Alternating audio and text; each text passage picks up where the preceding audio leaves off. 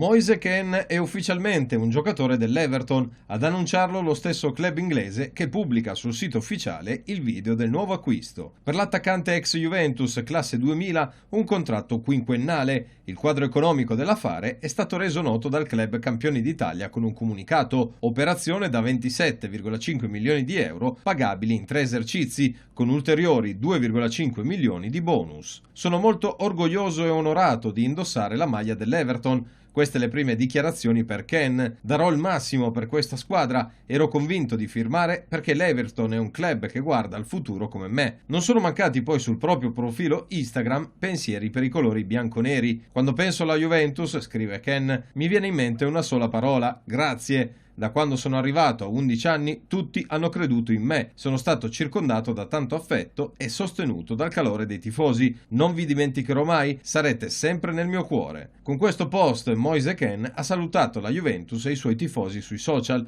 prima di intraprendere la sua nuova avventura in Premier. In Formula 1 Hamilton rimonta e vince il Gran Premio di Ungheria trovando nel finale il sorpasso decisivo su Verstappen. Una strategia perfetta quella della Mercedes che con un pit stop in più regala la vittoria al britannico.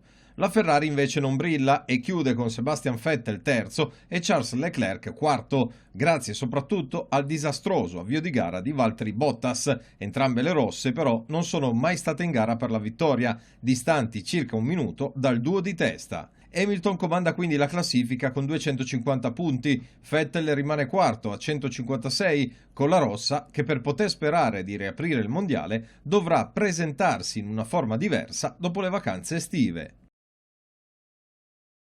Mette un ulteriore tassello alla propria leadership in MotoGP Marc Marquez che vince anche a Brno. Nemmeno la pioggia che ha posticipato l'inizio della gara riesce a fermare il campione della Honda che conduce la corsa dal primo all'ultimo giro. L'unico in grado di impensierirlo è stato Andrea Dovizioso su Ducati, che ha provato a tenere la scia dello spagnolo, arrendendosi a metà gara lasciandolo scappare. Sul gradino più basso del podio Miller, che beffa all'ultimo giro un ottimo Rins. Buon sesto posto per Valentino Rossi, con il dottore che non è riuscito a recuperare i primi dopo un inizio a battagliare con Espargaró.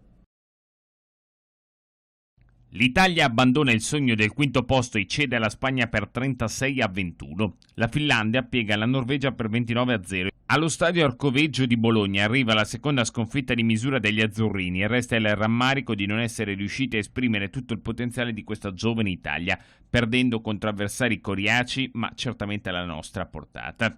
Ancora una volta tanti gli errori commessi e la sensazione che la Spagna abbia messo in campo molto più cuore, giocando con convinzione e una grinta che hanno legittimato la vittoria.